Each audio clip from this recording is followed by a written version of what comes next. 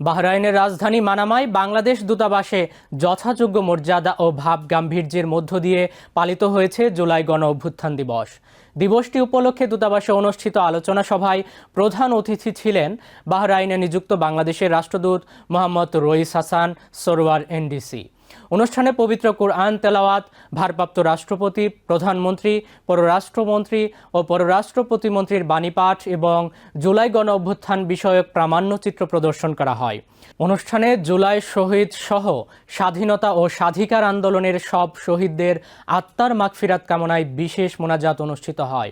অনুষ্ঠানে দূতাবাসের কর্মকর্তা কর্মচারী, সাংবাদিক, শিক্ষক, ব্যবসায়ী ও প্রবাসী বাংলাদেশিরা অংশ নেন।